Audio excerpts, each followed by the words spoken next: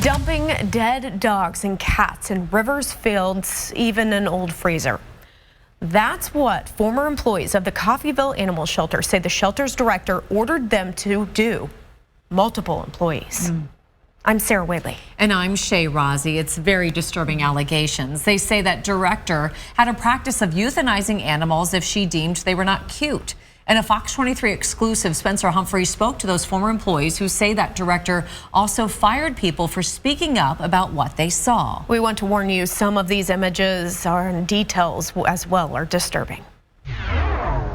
There's at least one thing Chelsea Stephanopoulos, Kaylee Moore, and Violet Atkins all have in common. I enjoy working with animals. Animals are their passion. I've always just liked animals. And they all put that passion to work at the Coffeyville Animal Shelter. I loved it. Yeah. It's just it started getting super hard. Super hard after the board overseeing the shelter appointed a new director last year. About a week after she took over, there was a big change. Fox 23 reached out to that shelter director for her side of the story, but we have not heard back. But their major problems with her come with how she treated animals. We're their voice. They don't have one, and she was supposed to be their voice, and she's not. They say since that director took over, she made no efforts to get animals adopted, instead euthanizing them if she decided they weren't cute enough or looked ill. She has a tall tale sign that we all know. As soon as an animal walks in, what does she say?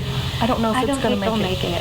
Part of their jobs involve doing nationwide searches to find rescues to take in animals from the shelter. But anytime they'd find one, that director would put a stop to it. She would be like, well, we're going to up the adoption fee if you're going to send them off nationwide. They remember a time the director had multiple litters of puppies euthanized because one of them had a treatable case of mange, despite not waiting the required 3 days for the owner to claim their missing dog back. He was highly upset that she pretty much killed her puppies. But the issue that really came to a boiling point was when they say the director refused to repair the shelter's incinerator for cremations, instead opting to dump the animals' bodies outdoors. The director had asked me to dump animals into the river. Then, one day, while walking in a field behind the shelter, they found something in the grass. A deep freeze for, like, meat that you would have in your home. It had an indescribable stench coming from it. They opened it. It was full to the top with the bodies of the dogs the shelter had euthanized. I took pictures and I called. When they raised concerns about this to the shelter's director and board, they tell me they told them it was legal to dump the animals outside. But you can't even enter the property here at the Coffeyville Animal Shelter